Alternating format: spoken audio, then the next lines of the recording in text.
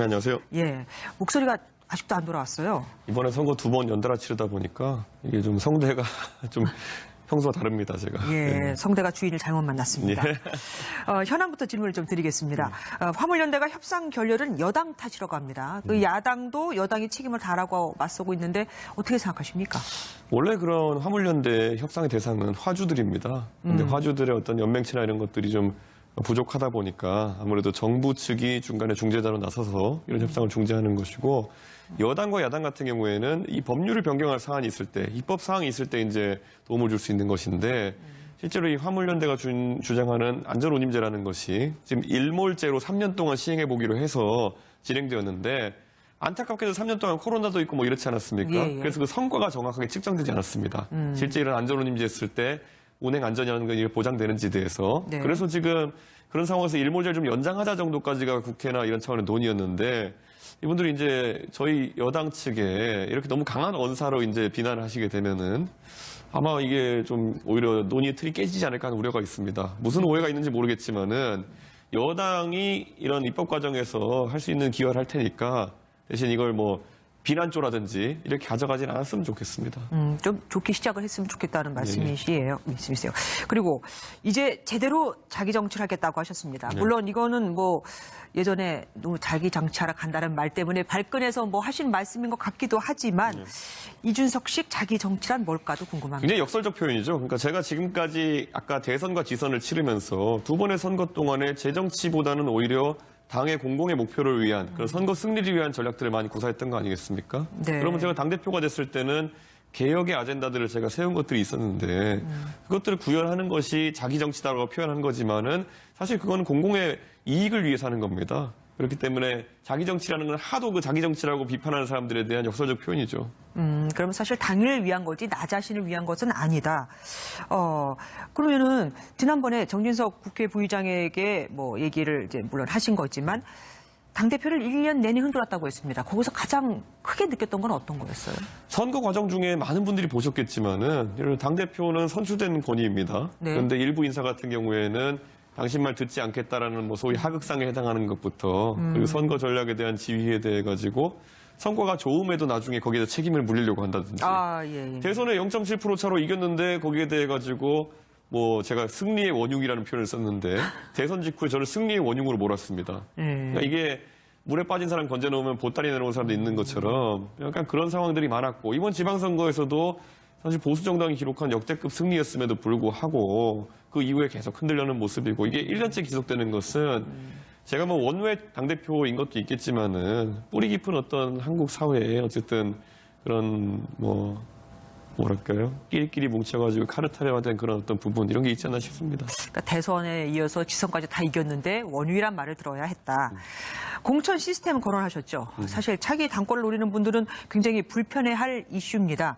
구체적으로 그걸 어떻게 바꾸겠다는 건지 좀 얘기해 주실 수 있나요? 저는 혁신이 출범시키면서 이걸 이 방향으로 가져가겠다는 얘기는 아무것도 한 게 없습니다. 다만 제가 항상 이야기했던 거는 최재형 의원님과 문제되는 상황에 대한 문제의식은 공유하겠다 그랬어요. 근데 최재형 의원님은 이번에 공천관리위원을 지방선거 때 지내셨습니다. 네. 그분은 감사원장으로서 굉장히 공명정대하게 일을 처리하시는 것으로 유명하기 때문에 제가 그분을 혁신위원장으로 선임한 것이고, 그분이 공천위원을 방금 전에 했기 때문에 공천에 대해서 많이 알고 계십니다. 그래서 이런 부분은 솔직히 좀 미비하더라. 예를 들어 이런 게 있습니다. 소위 공천에서 공천권 행사한다는 거는 단수 공천 찍어내리는 겁니다. 여러 사람이 경쟁하고 있는데 석연찮은 이유로 한 사람을 찍어내린다든지, 아니면 경선하는데 여론조사에 1등, 2등, 3등, 4등 하는 사람이 있으면은 1등 날려버리고 2등, 3등을 경선 붙인다든지, 뭐 이런 행태들에 대해 가지고 최재형 의원 본인이 굉장히 문제의식이 강합니다. 그래서 그런 문제의식을 공유하는 거지, 이걸 어떤 방향을 풀어내라라고 하는 것은 제가 주문해서도 안 되는 일이고 주문하지도 않았습니다. 아직 방향을 정하지도 않았는데 그렇게 반발들이 나오고 있는 거다. 당 윤리위가 24일에서 27일로 연기됐죠. 일각에서는 뭐 징계를 받을 가능성도 있다고 하던데 실제로 징계가 내려지면 어떻게 하시겠습니까?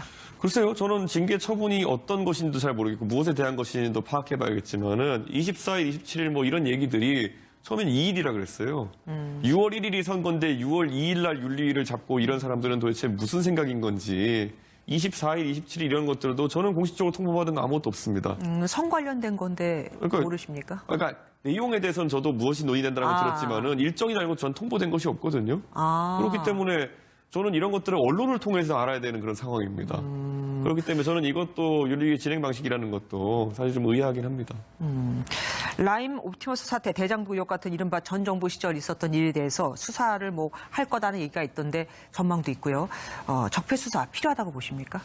저는 적폐 수사라는 것이 문재인 정부에서 했던 것처럼 광범위한 단위로 이렇게 사실상 대한민국 국민 절반을 적폐화하는 그런 상황으로 가면 안 된다 이런 생각을 하고요. 네. 다만 이런 어떤 굉장히 문제가 되는 범죄에 대해 가지고는 오히려 문재인 정부 시절에 터졌던 것인데 이것이 수사가 지연돼 가지고 국민들의 궁금증이 극에 달하는 상황입니다. 이런 것들은 하루빨리 수사의 결론을 내서 국민들의 의구심을 해소할 필요가 있다.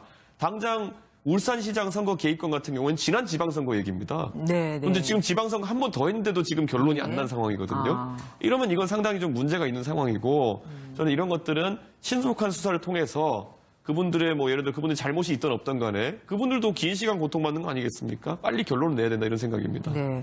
그리고 김종인 전 비대위원장이 한동훈 법무장관한테 별의 순간이 올 수 있다고 했다는 거 기억하시죠? 네. 공감하십니까? 저는 한동훈 장관에 대해 가지고 항상 긍정적인 표현을 해왔습니다. 왜냐하면은 그분도 어떻게 보면은 지금 관계에 그러니까 사실 장관으로서 신선한 바람을 불러일으키고 있는 것이고 저는 이분이 앞으로도 이분의 말하는 센스 아니면 여러 가지 대중성이라는 걸 봤을 때 충분히 저는 희망하게 저희 당입니다. 언젠가는 예. 나중에 저희 당에서 정치를 하실 수도 있다는 생각을 합니다. 그런데 그랬을 때 그분이 절대 누군가의 소모되는 역할이 아니라 주도적인 역할을 할 수 있으면 좋겠다는 생각 때문에 저는 항상 그분에 대해서 주의 깊게 지켜보고 있습니다. 네. 마지막 질문 드리겠습니다. 다음 대선 때는 만 40세가 넘죠. 그럼 피선거권이 생깁니다. 어떻게 도전하실 생각 있으십니까? 저 당대표 나가겠다고 생각한 게 전당대회 한 일주일 전이었습니다. 1~2주일 전이었습니다. 너무하신 거 아닙니까? 네, 그런데 저는 그거는 왜냐하면 사실 저는 지금 우리 당에 훌륭한 대선주자들이 많이 있다고 생각합니다. 네. 그분들을 잘 되게 하는 것이 제 첫 번째 목적이고 예. 근데 그분들이 이번에도 제가 전당대 나올 때도 다른 분을 지원하다가 제가 나오게 된 것이거든요.